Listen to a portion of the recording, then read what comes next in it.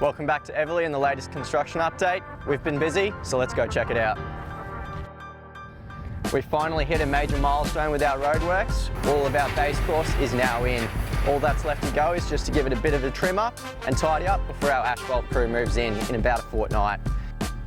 Concrete works are progressing well with all of our curb and channel now installed. Our footpath crew's been busy. They've installed about 50% of the footpath across 9.3, and now we've started works on our gully pits.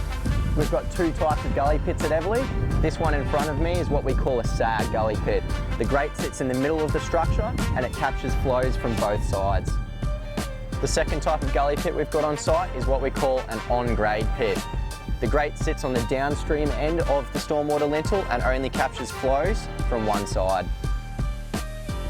The sparkies have been doing their thing. The bulk of the street lights have now been stood. With a bit of luck, they should be lighting up Precinct 9.3 before Christmas. Our plumbers have also come through and installed all of our water main house connections off the main line. They've also come through and installed the water meter boxes. Over in Precinct 9.4, our pipe crews moved in and have started works on the stormwater infrastructure.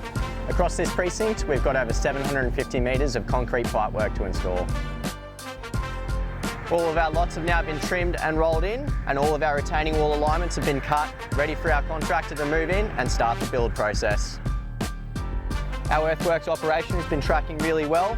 I'm actually standing on a future Precinct 9.5 lot.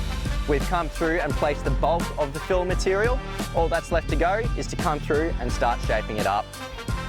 That's it for the civils. I'll hand you over to Darren to talk about the landscaping. Thanks, Callum. Now let's go for a look through the park.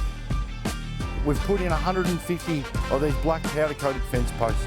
Attached to it will be a 900 high chain mesh wire fence, which is designed to separate the field from the spectators. Further from that, we've also installed 33 weeping fig trees all the way around the perimeter of the field. And in between the trees and the boundary line fence, we've also installed this 2.5 metre wide concrete footpath, which will basically run around the whole outside of the field. Down at the seating walls, as you can see, the first one's now been poured and stripped, all ready for the LED lighting to go underneath it. The second one has been formed and is ready to pour. And finally, up at the amenities block, we've done a decorative exposed finish on all the concrete works, and now we're moving into the softscapes. We've got some really exciting things coming up, so we'll see you at the next construction update.